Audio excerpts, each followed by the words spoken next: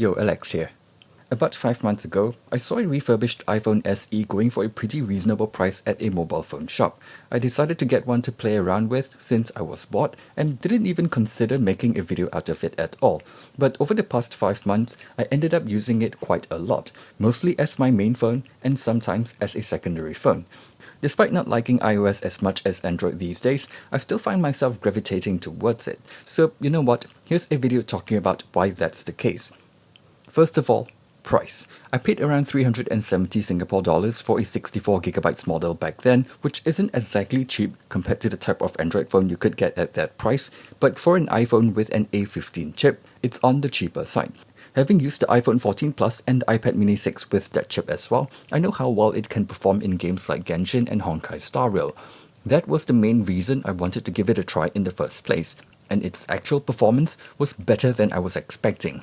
Maybe it's because it's a slightly nerfed version of the A15, maybe it's the fact that it's using a single layer motherboard which is better for heat dissipation, maybe it's because it has a smaller and less power hungry screen, or maybe it's a combination of all those things. But the iPhone SE actually runs slightly cooler compared to the iPhone 14 Plus when gaming, while being just as smooth. So no complaints from me here at all. In fact, this is still the main device that I'm playing Genshin and Honkai Star Rail on. That should be telling enough. The screen is on the smaller side, but I'm playing with a controller, so it's actually not that bad. And if I wanted a slightly bigger screen, I can plug it into my Mac and mirror the screen using OBS.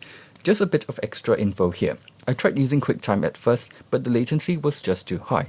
OBS for some reason seems to perform noticeably better. It's still not perfect and will sometimes have some frame drops, but it's more than enough for playing through Story Quest. Best of all I needed to do was install OBS and that's it. This is undoubtedly a perk of being in the Apple ecosystem.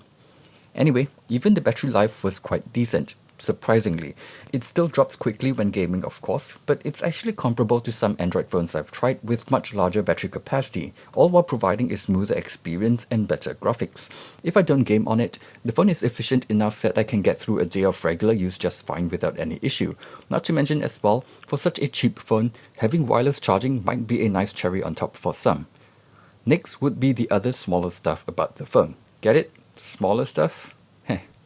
The 4.7-inch screen is definitely on the small side. Even though I prefer phones that are lighter and easier to use one-handed, the small screen still feels a bit limiting for me. Not just for gaming, but also for videos, typing, browsing social media, and whatnot. But one thing I do appreciate here is that it's an LCD display. Maybe it's age-related or just my bad habit of reading ebooks on my phone in the dark. I noticed that recently, I'm getting eye strain a lot easier than I used to. It's especially bad on phones with no high-frequency PWM dimming at low brightness. The LCD panel on the iPhone SE is just so much more comfortable to use. It also helps that Apple's LCDs are pretty good and holds up well even at this point. They have nice colors and contrast, and even outdoor visibility is pretty decent. Having used the iPhone 14 Plus for a while before this, I strongly feel that iOS was made for smaller phones in mind and scales poorly with larger screens, especially with the implementation of gesture navigation.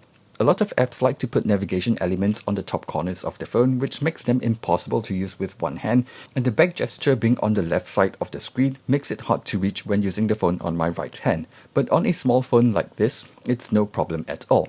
Same goes for the control center as well. Swiping up from the bottom is so much easier. Pressing a home button to exit an app is a bit easier than swiping up from the bottom of the phone as well. Of course, I know the SE has its flaws too, and the camera isn't amazing aside from video capture, but because of the things I mentioned earlier, this is still such a nice phone for my needs, especially since I don't really want to spend that much money, but still want good performance. Believe me, I've tried to find an Android phone around this price that performs as well. Even the POCO F5 Pro, which has a Snapdragon 8 Plus Gen 1, doesn't play Genshin or Honkai Star Rail as well as this iPhone SE with an A15 chip.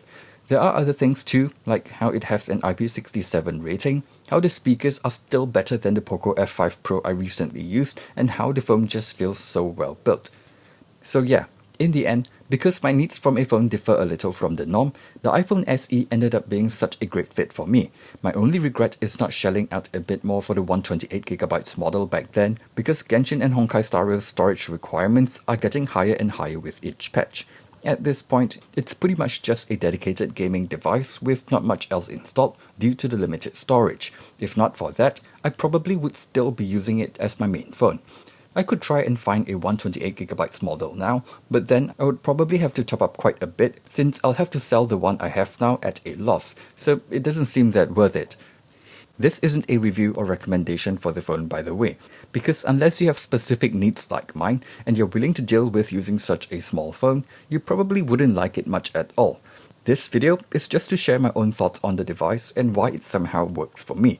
It's also like a final goodbye to it, since if the rumors are right, this is likely the last time we'll see this design, the Touch ID button, an LCD screen, and this form factor on an iPhone.